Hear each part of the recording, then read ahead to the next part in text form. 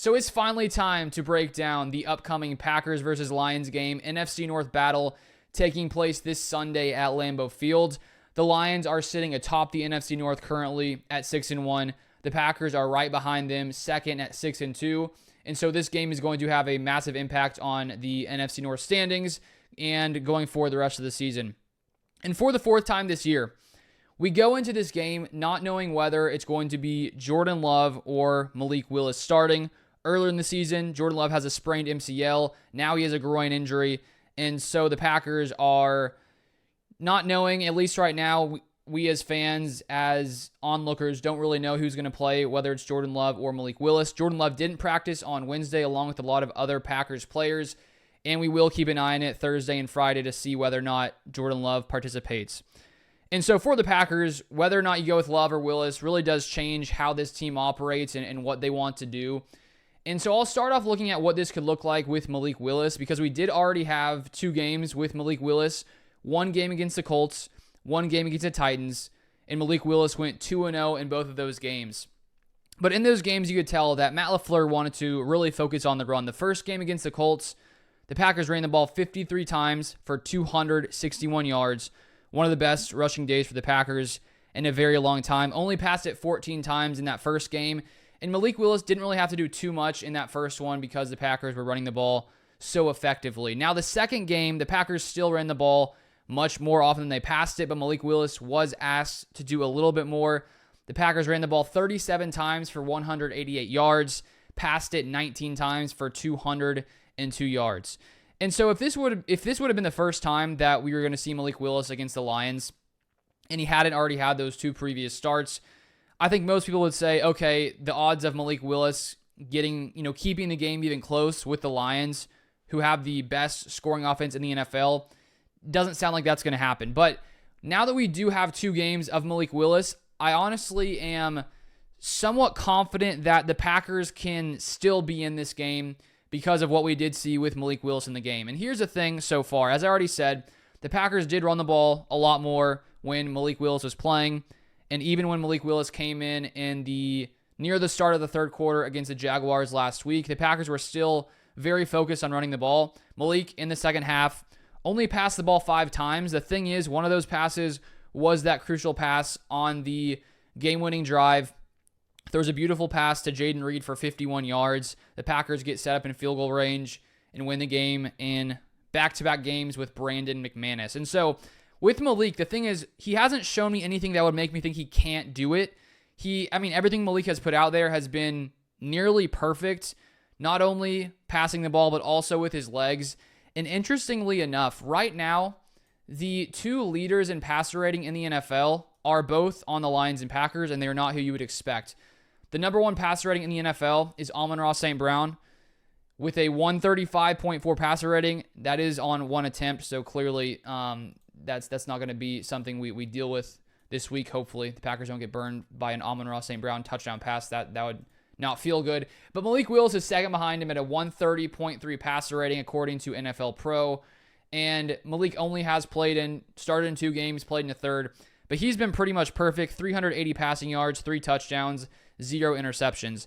And that's the one thing that Malik Willis has done better than Jordan Love this year, is not putting the ball in harm's way. Jordan Love, on the other hand, has been much more sloppy with the ball. He's thrown 9 interceptions. And so that is the difference so far this season. Malik, while not putting up as many passing yards as Jordan Love or as many touchdowns, he has been very good when it comes to not turning over the ball.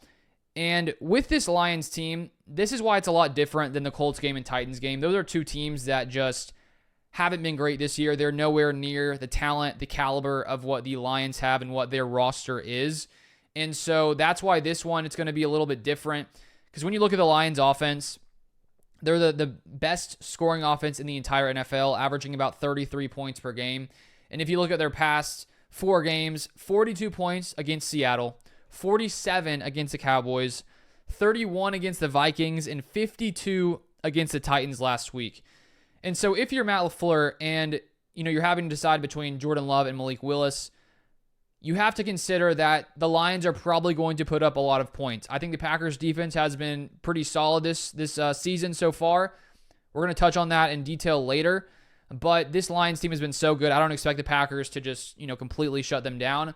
And so if you're LaFleur, going into this game that your offense is going to need to put up a lot of points. And with Malik Willis in those first 2 games, the Packers weren't really ever trailing in a big way, and so that allowed them to focus on the run, which has been one of the Packers' strong suits this year, is their ability to run the ball. And so best case scenario if Malik Willis starts is that you're able to keep it close so that you don't have to abandon the run. And the Lions defense, while if you look at the overall rushing stats allowed, they are 5th best in rush yards allowed per game at 101.9. I don't think that fully tells the whole story. Because this Lions team has been up so often, teams have to abandon the run. And if you look at instead at rush yards per play allowed, they are 22nd in the NFL at 4.7. And so I do think the Packers will be able to get the running game going. The question is, can they do it all game long, or are the Lions going to get up a score, 2 scores, or the Packers have to become more focused on the pass? And that's where you'd feel more confident with Jordan Love, just because you know that he can drive down the field in a hurry. He's insanely explosive. And as I said, it's not like Malik Willis can't do that. We just haven't really seen that Jordan Love level production that we've seen from Jordan Love. And so that's the question with Malik Willis, is can he put up enough points and take this Packers offense far enough? If they get down, can he come back from 2 scores, things like that? And so that's where Matt LaFleur, when the training staff and LaFleur are having to decide if Jordan Love is going to start, obviously the question is his health. Is he good enough to go? What is the risk of further injury? Lots of things like that. I think that if Jordan Love progresses through the week and they think, okay, it's not too much of a risk, he may be a little bit limited, I think they'll throw him out there. If he's not ready, they're not going to put him out there. And so that's still the big question with Malik Willis. Now, if Jordan Love is starting in this game, I do have more confidence that this Packers team can really, keep up with the Lions offense if they do continue what they've done the past few weeks, putting up, an insane amount of points.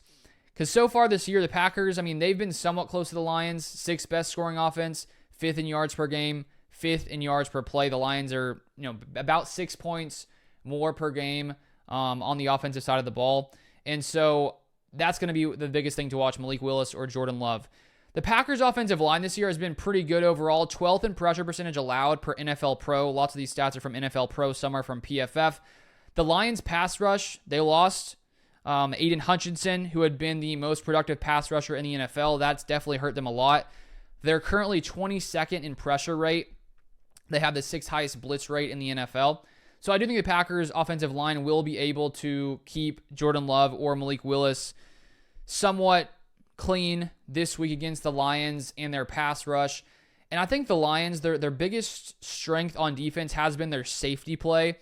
If you look at PFF's grading, Kirby Joseph is the 2nd highest graded safety, and Brian Branch is the 1st highest graded safety. So basically the 2 best safeties in the NFL. Branch has 4 interceptions and a 37.5 passer rating allowed, and Kirby Joseph has 5 interceptions and a 22.5 passer rating allowed. And so if Jordan Love is starting, he really needs to try to not put the ball into harm's way too much. It's been a big topic, of course, all season long because Jordan Love is a risk taker. Sometimes it works out and we get insane plays. In lots of other times, it does not work out. And so you have to be really careful throwing at these safeties because they have been making opposing quarterbacks pay all season long.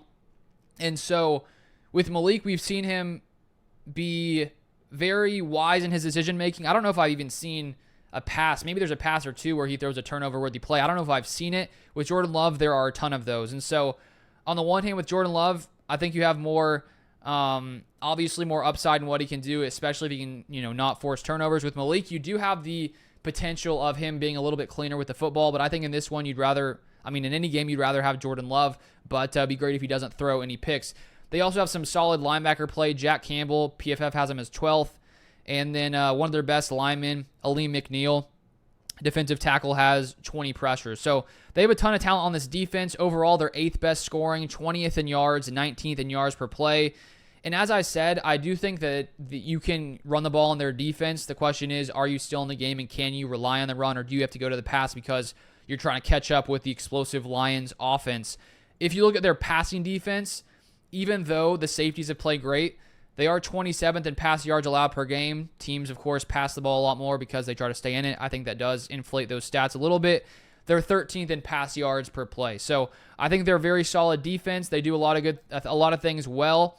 They are right up there in the NFL in takeaways with the Packers. Second most takeaways per game, behind only the Packers. And they have the second most interceptions per game at 1.4, which is slightly ahead of the Packers, who are at third at 1.3. So they force a lot of turnovers. It helps their offense, and they have been a pretty solid unit so far this season. And the Packers, I mean, they're really going to want to rely on Josh Jacobs in this one, who has been a very productive back this season. So far this year, if you look at what Josh Jacobs has done, fourth most rush yards in the NFL. He has the most rush yards after contact in the NFL at 528. And that's the thing with the Packers offensive line. I do think they're much better when it comes to pass blocking than run blocking, because there are lots of times where Jacobs has to make a lot of guys miss because some of the blocks don't hold up. And luckily, he has been the best in the NFL in rush yards after contact, making guys miss, running through tackles. And that's 10 more rush yards after contact than Derrick Henry, who has been incredible. And so whether you have Jordan Love or Malik Willis, it's going to be important to focus on the run, especially if you have Malik Willis, because of not wanting to put too much pressure on his shoulders. You want to try to get that running game going. Now, final thing before I switch to the other side and touch on the Lions offense, Packers defense. The Packers have really struggled in the red zone this season, which was also a struggle last year. The Packers are tied for 25th in red zone touchdown percentage at 50%, so bottom 7 in the NFL. The Lions defense is the 9th best red zone defense in the NFL, and so that's an area where the Packers really need to improve. It's sort of been that way most of the season. Now to the other side of the ball. I think one of the biggest factors this week, also for the defense, like it is for the Packers offense, is the injuries. Because there's been some injuries piling up this week for the Packers and their defense. Last week, we saw Evan Williams go down near the end of the second quarter. I made a whole video on it and just how important Packers' fourth-round rookie safety Evan Williams is to this Packers defense. The second he went down, the Packers started to struggle. They only allowed 7 points in the first half to the Jaguars when Evan Williams was in. When he went out, with about 2 minutes left in the first half, and then including the second half, the Packers allowed 20 points to the Jaguars, and their secondary just looked pretty weak when Evan Williams left the field.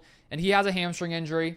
He didn't practice yesterday, and so there's question as to whether or not he will play. And if he doesn't play, that's bad news for the Packers against a Lions passing attack that has been one of the most productive, if not the most productive in the NFL this season. And Jair Alexander also has a knee injury. Neither of these injuries seem to be long-term, but there is question about their playing status coming into Sunday's game. So if Evan Williams can't go, that's not good. If both Evan Williams and Jair can't go, that's going to be tough, and I don't think the Packers defense is going to hold up well if both of those players are missing. Even if one of them is missing, I think it's going to be bad news for the Packers defense. So that's something to watch in a big way the rest of this week. However, when those guys have been on the field, the Packers defense has been very, very good. I mean, you held C.J. Stroud to 86 passing yards. So far this year, the Packers are 11th best scoring defense, 15th in yards allowed per game, and 16th in yards allowed per play.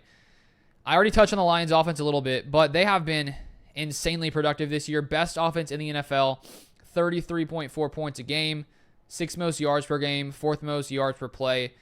And Jared Goff has been playing out of his mind, like insane level production. He hasn't thrown a pick, an interception in 4 straight games. And currently this season, he has 13 touchdowns to only 4 interceptions.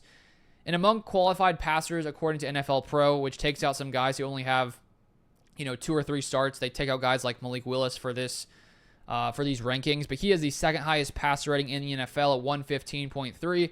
And lots of times, guys with high passer ratings are typically pretty good at not turning the ball over. That's why Jordan Love is somewhere around 17th in passer rating, because he has not been good at, not forcing turnovers. And so Goff has played really clean football. He has been incredible against the blitz, a 146.5 passer rating against the blitz this season with 7 touchdowns and 1 interception. So I think this is going to be the Packers' biggest test of the entire season because of just how insanely productive this Lions team is. And they have so many weapons on this offense, but looking at their rushing attack, Jahmyr Gibbs and David Montgomery, they pretty much split the backfield pretty evenly. Gibbs has 92 attempts to Montgomery's 93 attempts.